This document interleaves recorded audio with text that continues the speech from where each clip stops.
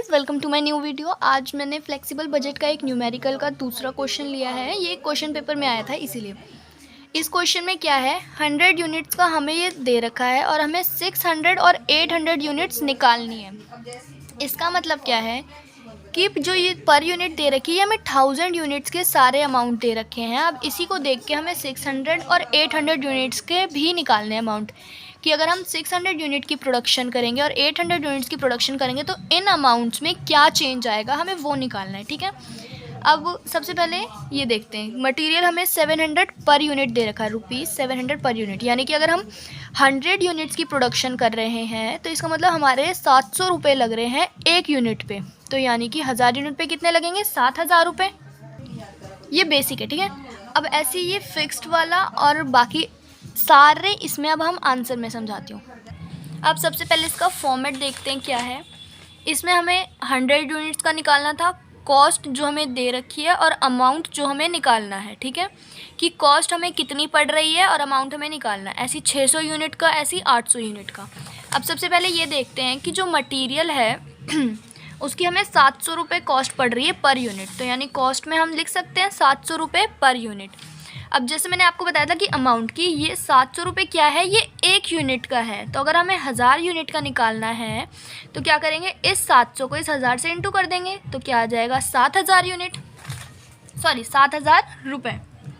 अब इसके बाद क्या करेंगे, जो ये 1000 यूनिट के 700 रुपये, तो यानी 700 यूनिट, हमें 700 यूनिट दे रखी है, हमें 700 यूनिट का निकालना है। ठीक है, हमें एक यूनिट पे, मतलब मटेरियल हमें एक यूनिट 700 रुपये की पड़ रही है। मटेरियल हमें एक यूनिट 700 रुपये का पड़ रहा है और हमें 600 यूनिट्स प्रोड्यूस करनी है। तो हम क्या करेंगे, इस 700 को 600 से इंटू कर देंगे। समझ आया? तो क्या होगा, 7 6 42 और 40 लगा देंगे पीछे। ये हो गया डन। सॉरी, यहाँ पे 7000 नहीं 7 लाख था। ठीक है, अब ऐसे ही 800 यूनिट का निकालना है। तो यानी मटेरियल हमें 700 रुपये दे रखा है पर यूनिट। अगर हमें 800 यूनिट्स का निकालना है तो क्या करेंगे, 700 को 800 से इंटू कर देंगे तो कितना आ जाएगा, 5,60,000। ठीक है, ये आ गया हमारा। ये इतना समझ आया? किसी को भी नहीं समझ आया तो वो कमेंट सेक्शन में पूछ ले या फिर दोबारा से एक बार पीछे करके देख ले वीडियो को। अब ऐसी लेबर हमें कितनी दे रखी है, लेबर का अमाउंट हमें दे रखा है 250 पर यूनिट, यानी कि 250 एक यूनिट का अमाउंट है। 250 एक यूनिट का अमाउंट है।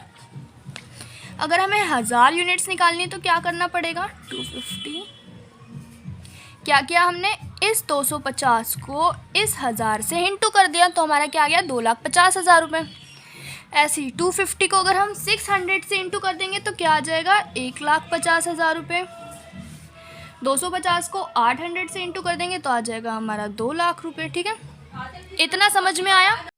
अब ऐसे फिर अगले के लिए देखते हैं। वेरिएबल ओवरहेड्स कितने दे रखे हैं, 200। वेरिएबल ओवरहेड्स के आगे लिख देते हैं 200, यहाँ पे भी लिख देते हैं 200, ऐसे यहाँ पे भी लिख देंगे 200। अब अमाउंट वैसे ही निकाल देंगे, इस 200 को 1000 से इंटू कर देंगे तो क्या आ जाएगा, 2 लाख रुपये।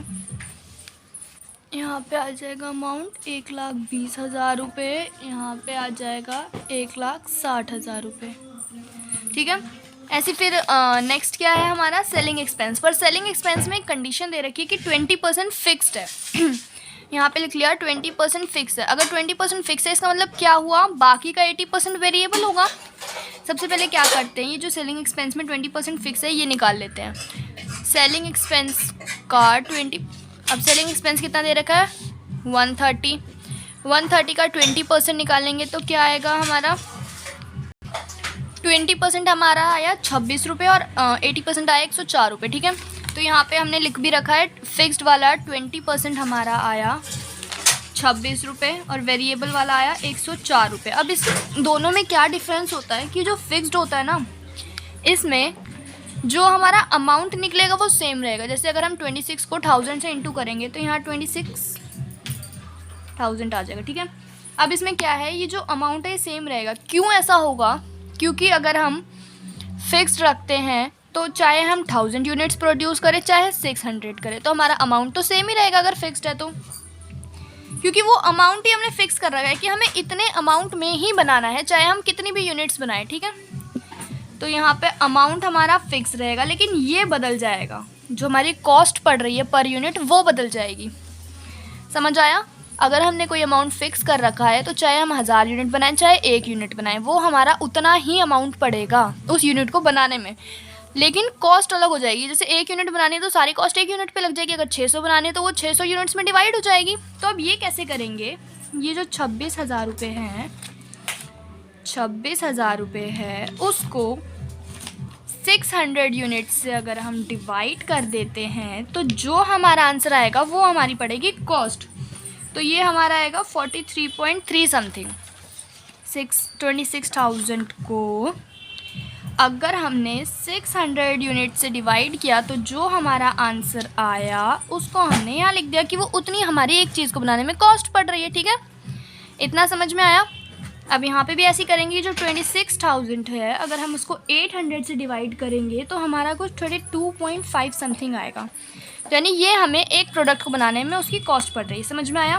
पर वेरिएबल वाले में उल्टा होता है। वेरिएबल वाले में क्या होगा, जो हमारी कॉस्ट पड़ रही है ना वो तो सेम पड़ेगी हर यूनिट को बनाने में, लेकिन अमाउंट डिफरेंस हो जाएगा। तो कैसे करेंगे, 104 को 100 से डिवाइड 1000 से डिवाइड किया तो 1,04,000 रुपये।